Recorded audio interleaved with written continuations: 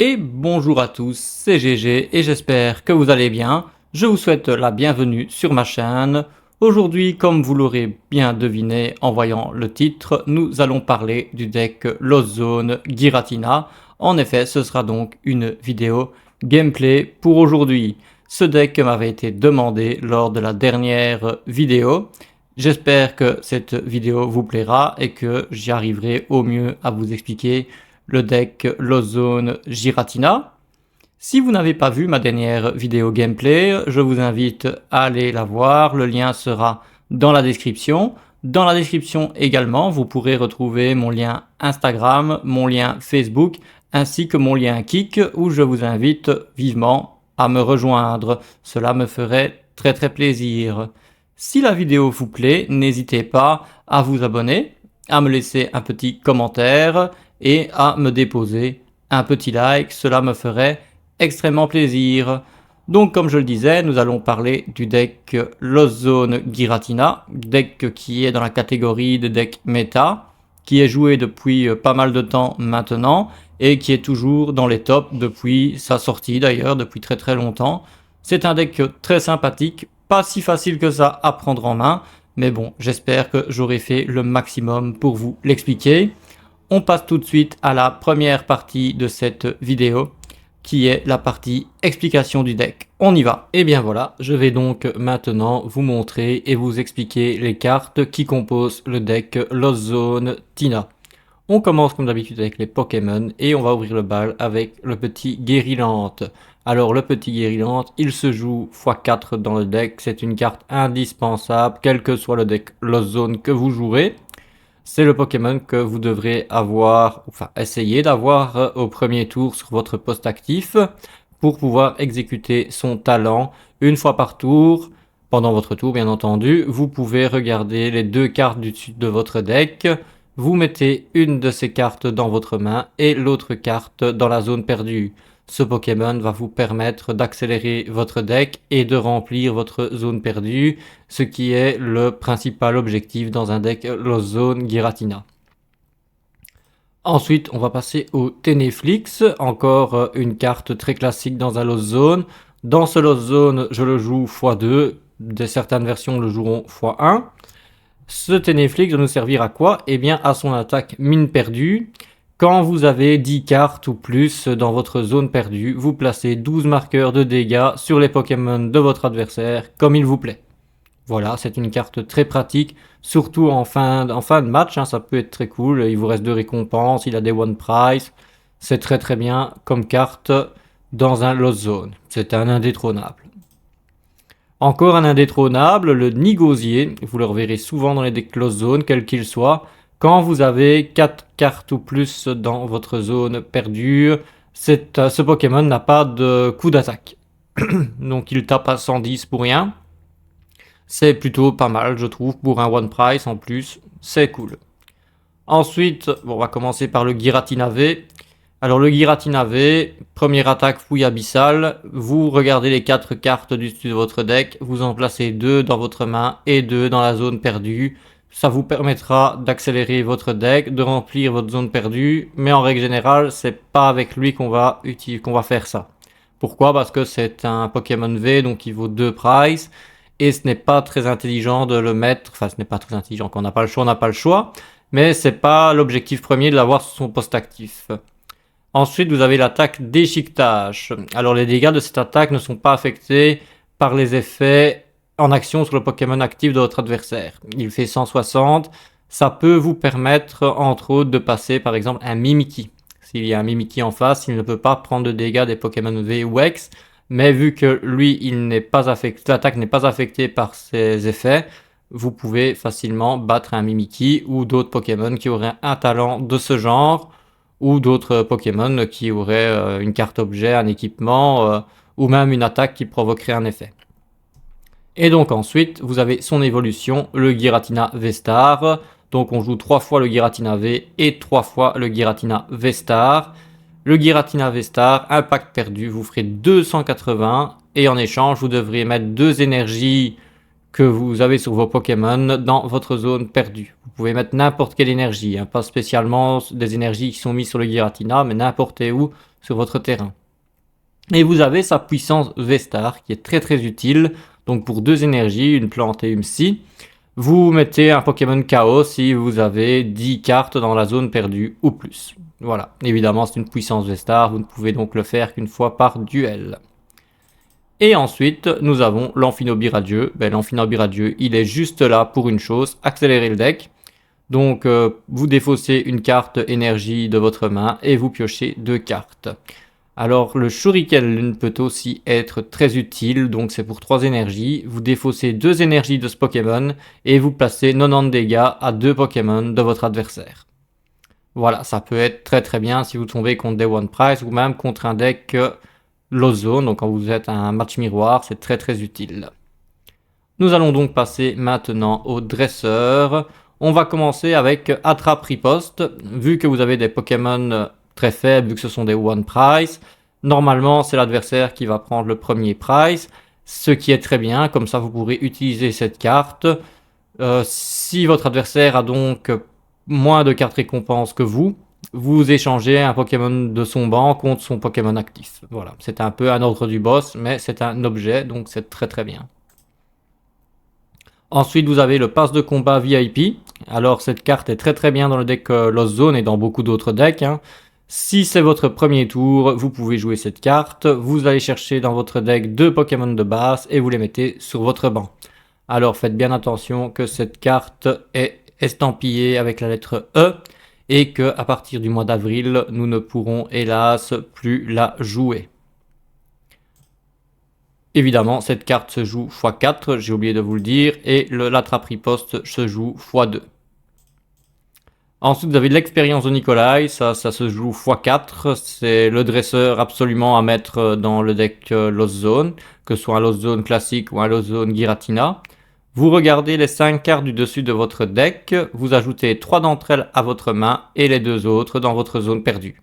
Voilà, ça vous permet d'accélérer votre deck et ça vous permet surtout de remplir la zone perdue, ce qui est l'objectif premier des decks Lost Zone.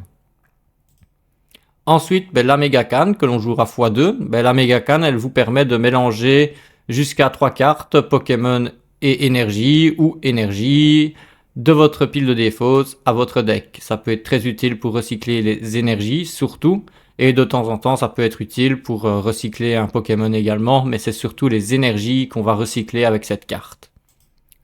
Ensuite vous avez la Fable Ball que vous jouerez x3, donc vous allez chercher un Pokémon de base dans votre deck, vous la mettez sur votre banc. C'est une carte qui est utilisée dans beaucoup de decks.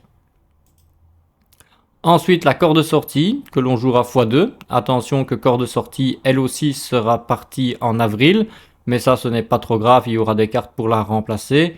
Donc, la corde sortie, vous échangez votre Pokémon actif contre un de vos Pokémon de banc. Et l'adversaire fait pareil.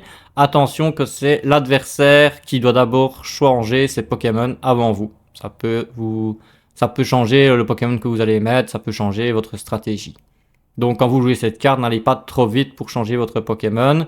Si vous jouez uniquement sur le live, évidemment le live attendra de toute façon que l'adversaire ait placé son Pokémon avant que vous ne puissiez en placer un. Mais si vous jouez IRL, faites attention à ne pas aller trop vite. Roxane, donc vous ne pouvez jouer cette carte que si votre adversaire a 3 cartes récompenses ou moins. Chaque joueur mélange sa main avec son deck, vous piochez 6 cartes et votre adversaire n'en pioche que 2. Alors en fin de partie, faire une Roxane, je peux vous dire que ça aide pas mal et ça mettra votre adversaire un peu dans la mouise car il n'aura plus que 2 cartes pour essayer de revenir. Alors évidemment, la Roxane, vous la jouez x1. Certaines decklists en jouent 2, moi je trouve que x1 c'est bien. Portail Mirage, alors cette carte là vous la jouerez x4. C'est une carte indispensable dans un deck Lost Zone. Vous ne pouvez l'utiliser que si vous avez 7 cartes ou plus dans votre zone perdue. Vous allez chercher dans votre deck 2 cartes énergie de base, de type différentes, et vous pouvez les attacher à vos Pokémon comme il vous plaît. Voilà, tout est dit, hein, je pense que là, vous comprenez tout de suite l'utilité de cette carte dans ce deck. Ensuite, vous aurez le Pokématos, qu'on joue x1. Vous regardez les 7 cartes dessus de votre deck, et vous choisissez une carte supporter et vous l'ajoutez à votre main. Vous remélangez ensuite les autres cartes à votre deck. Machine, que l'on jouera x2. Ben, la machine, hein, une carte très jouée dans beaucoup de decks. Donc chaque joueur mélange sa main, place sa main en dessous de son deck et pioche une carte pour chaque carte récompense qui lui reste. C'est très utile, surtout si votre adversaire a pris l'avantage et qu'il lui reste 4 ou 3 cartes récompenses. Vous jouez ça et ben, en fait vous allez gérer sa main surtout. Et ça c'est très très bien. Alors, Sentier de Blanche-Cime, une carte indispensable dans ce deck. Enfin, indispensable, pas tellement, mais c'est une carte très très utile. Malheureusement, ou heureusement pour certains, c'est estampillé E, et donc elle partira au mois d'avril. Sincèrement, c'est une carte que je vais beaucoup regretter, car j'aimais beaucoup la jouer. Mais voilà, donc elle empêche juste les talents des Pokémon V, des Pokémon X et des Pokémon radieux. Donc tous ceux qui ont un encadré règle, en gros. Ensuite, vous aurez l'ordre du boss qu'on joue x1, vu que l'on joue déjà les attrape-ripostes. Bon, ben l'ordre du boss aussi, une carte classique jouée dans beaucoup de decks. Vous échangez le Pokémon, un Pokémon de banc contre le Pokémon actif de votre adversaire. Voilà. Ensuite, nous jouons 3 échanges. Alors les échanges, comme les cordes sorties, sont très utiles dans le sens où vous pouvez faire switcher vos Pokémon et notamment vos guérillantes. C'est surtout pour ça qu'ils sont là, comme ça vous pouvez faire plusieurs fois l'effet du guérillante. C'est très bien et c'est ce qu'il faut faire pour accélérer le deck au maximum et mettre un maximum de cartes dans la zone perdue le plus vite possible. Donc vous la jouerez x3, tout bonnement. Et bien voilà, c'est ici que se terminent donc les cartes dresseurs. Nous avons fait le tour. On va passer aux énergies. Donc vous jouerez 13 énergies, 4 énergies psy. Voilà, classique. Vous jouerez 3 fois les énergies plantes, 4 fois l'énergie propulsion. Donc l'énergie propulsion, quand elle est attachée de votre main à un Pokémon de banc, ce Pokémon monte sur le poste actif.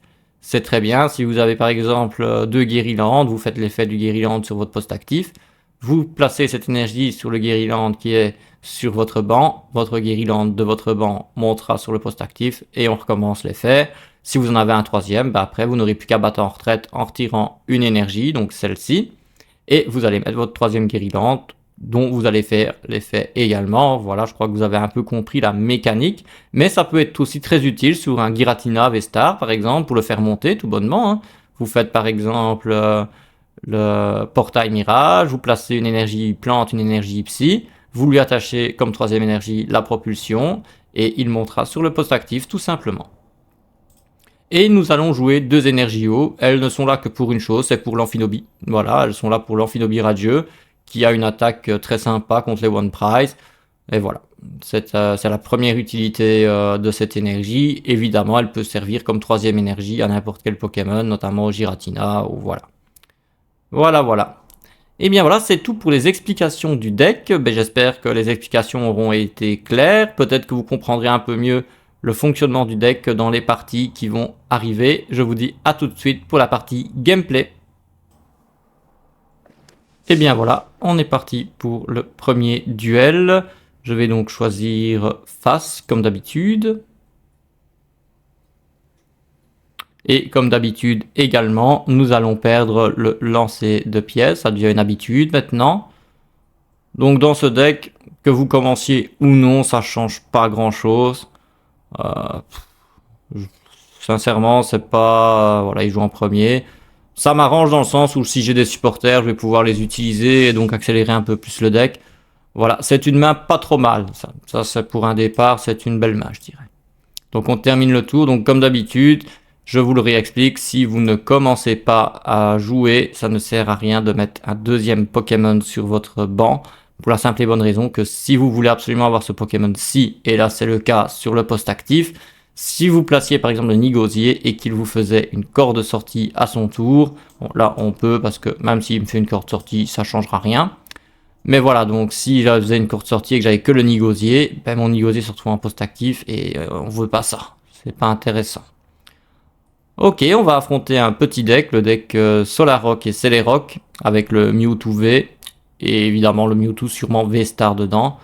Ok, ça... Bah, dans ce deck déjà, normalement, mon Sentier de Blanche-Cime ne sera pas utile, car de toute manière, il n'y a... à part s'il joue l'Amphinobie, mais il faudra voir. Mais voilà, Donc c'est un deck qui peut taper très très fort. Voilà, je sais pas s'il est très content de tomber contre Lost Zone. C'est rare quand je tombe contre ce deck, il faut dire ce qui est, on verra bien ce que ça va donner.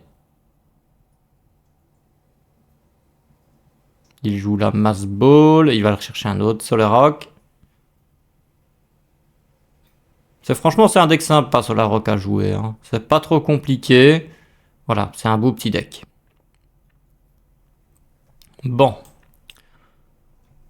Alors, hop. On va directement placer notre nigosier. Et on va refaire ceci. Et je vais aller chercher un Giratina directement. Hop.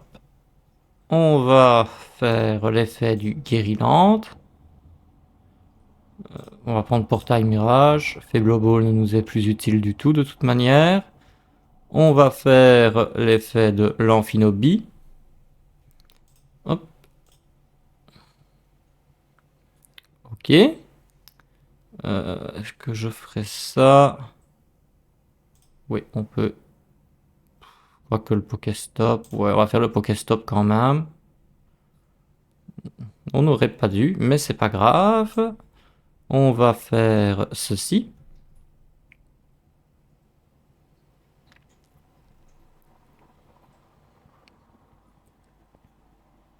Alors pourquoi est-ce que j'ai gardé l'énergie eau en main et que j'ai défaussé l'énergie plante? Tout bonnement parce que dans ce deck-ci, il y a beaucoup de Pokémon à 90 PV et donc on va essayer de faire l'attaque de notre Amphinobie le plus vite possible. Je vais prendre Portail Mirage ou Échange. On va prendre le Portail Mirage quand même. Hop, je vais donc attacher une énergie psy. Je vais battre en retraite.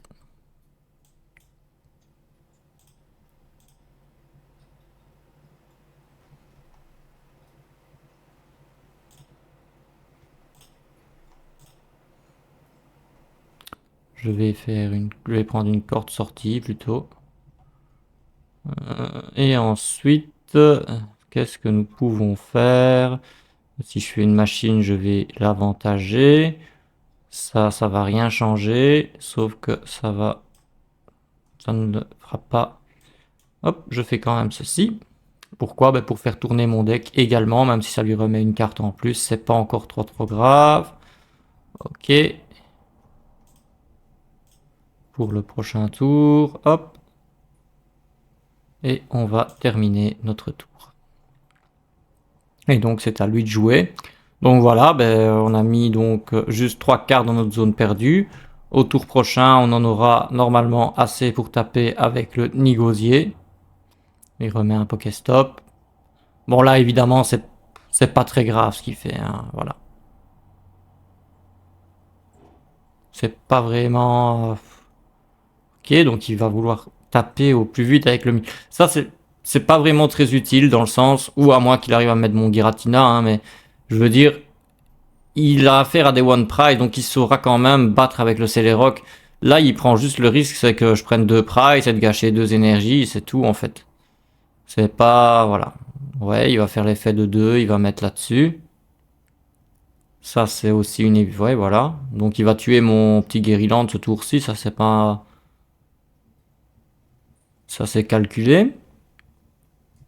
Bon, évidemment, comme vous pouvez le voir, on a reçu 2 passes de combat VIP en main qui ne nous servent plus à rien, hein. Ça c'est très très bien. Ok, il remet un autre sur la rock.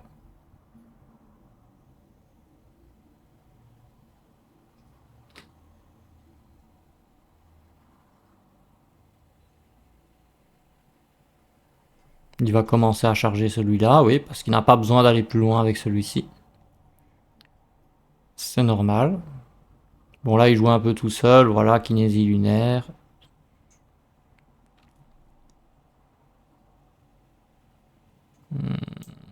Ouais, on va passer le Guériland de toute façon. Une autre expérience de Nikolai. Je vais directement faire évoluer. On va faire l'expérience de Nikolai. On va garder ceci. On va prendre ceci. Et on va prendre ceci également. Oui. Ensuite, nous allons faire la sélection florale. On va prendre ceci.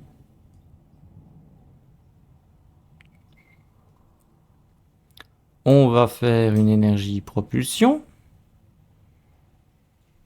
Donc voilà, comme je vous avais dit, donc vous attachez l'énergie propulsion, ça fait monter votre guérilande, vous pouvez refaire l'effet.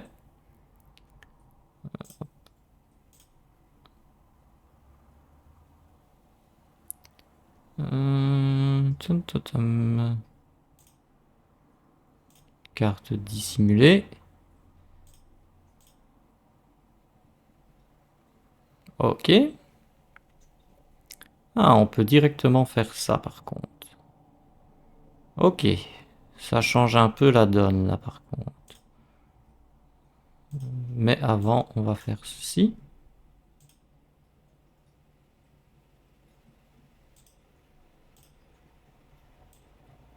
Ah oui, mais on a déjà attaché une énergie. Ça, c'est dommage par contre. Tant pis. On va tout bonnement battre en retraite alors. Placer le nid gosier. Ouais. Et on va juste lui tuer son Pokémon.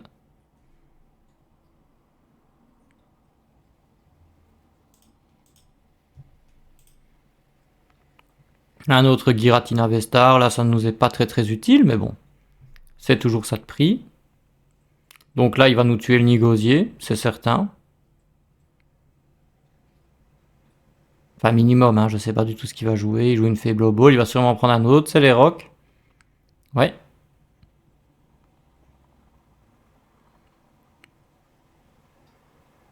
Là le plus gros problème qu'il a c'est sa main. Parce qu'il a que 3 cartes en main. Je sais pas s'il a déjà défaussé des dresseurs ou utile pour piocher. Ouais, Saturnin. Il n'a pas encore utilisé de recherche professorale, pourtant on doit en jouer dans ce deck. En tout cas c'est bien, ça fait un beau petit duel.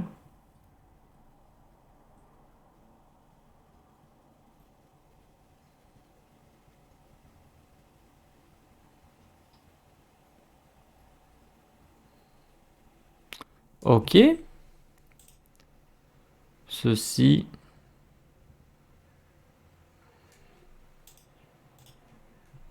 Il faudrait que juste... J'en ai 7, ça ferait 8, 9. On manquerait pas beaucoup. Ouais, on va prendre les deux guérillantes malgré tout. Voilà.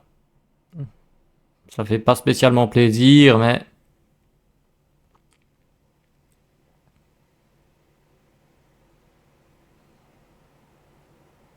Je comprends pas pourquoi il blinde là, son Mewtwo V-Star. C'est pas très intelligent, mais bon.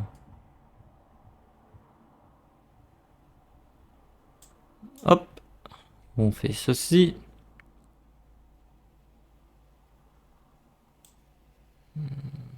Hop. On fait une méga canne. Bon là je vais quand même remettre une guérilante. Ouais. Voilà. Hop. Alors, ensuite, vu qu'on va reprendre l'avantage des prices, hop, on va mettre ça. Ensuite, je vais faire une expérience de Nikolai. Bon, un Guériland. Et les deux énergies. Faites très attention quand vous faites des expériences de Nikolai et des guérilantes. Il faut gérer vos énergies. Bien souvent, c'est ce qui nous met bien dans la mouise, c'est qu'on vire trop d'énergie et après le deck va beaucoup moins bien. Hop, on va... Ah ben on peut faire déjà ces cartes dissimulées sur une énergie plante. Ok, c'est très bien. On va ensuite placer le sentier de Blanchime. Et nous allons faire un shuriken lune. On va tout bonnement aller taper ces deux. Voilà. Et on va faire ceci. Et ça nous permet de prendre donc 2 cartes récompenses. Ok.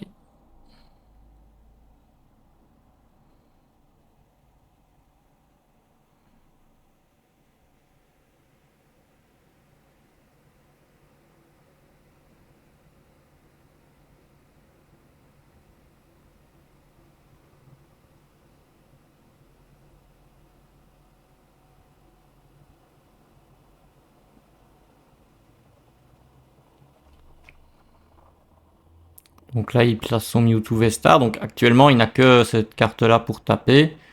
Ok. Donc il tape et il doit défausser des cartes pour faire maximum. Il peut faire 270, je pense. C'est 90 par carte qu'il défausse, maximum 3.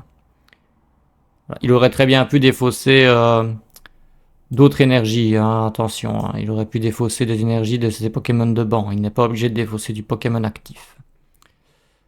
Nous allons commencer par ça. Ok, c'est parfait.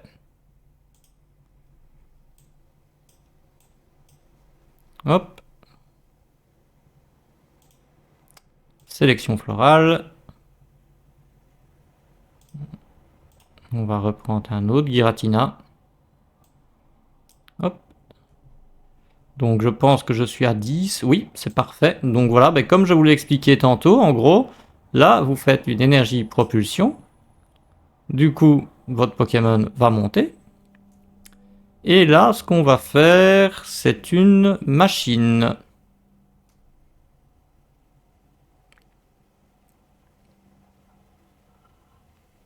Voilà, c'est parfait parce qu'au tour prochain, j'aurai même une Roxanne. Et on va faire un Requiem Star. Voilà. Donc normalement, mon Giratina, à moins d'une grosse surprise, il ne saura pas me le tuer au tour prochain. On sélectionne 2 prizes. Voilà, portail mirage, expérience de Nikolai. Et notre adversaire concède. Voilà. Eh bien, j'espère que ce duel vous aura plu. Moi, en tout cas, ben, c'était cool de vous montrer comment le deck a tourné. L'adversaire s'est bien défendu. Je ne sais pas sa decklist, malheureusement, on ne sait pas la voir sur ce format de Pokémon. Avant, sur l'online, on savait, c'était bien. Mais voilà, donc le deck, franchement, c'est les Rock Solar Rock. C'est un très bon deck également. Enfin, c'est un très bon deck. Non, c'est pas un deck méta, mais c'est un deck très sympa à jouer. Et bien voilà, je vous dis à tout de suite. Et bien voilà, c'est donc ici que se termine cette vidéo gameplay sur le deck Arceus Giratina. Si la vidéo vous a plu et que vous avez trouvé que mes explications étaient bien faites, n'hésitez pas à me le dire en commentaire. N'hésitez pas non plus à déposer un petit like sur la vidéo et à vous abonner pour ne rien rater des prochaines sorties vidéo que je ferai. En ce qui concerne les vidéos gameplay, la prochaine sortira entre le 10 et le 15 avril, car j'attends la rotation d'avril pour refaire une autre vidéo gameplay. Je ne vous l'avais pas dit lors de l'intro, mais dans la description, vous pourrez également retrouver la decklist du deck que je viens de vous présenter.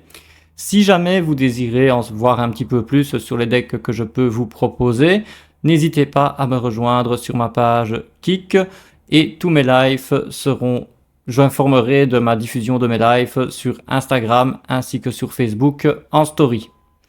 Et bien voilà, il est donc temps maintenant de nous dire à la prochaine et passez une excellente journée.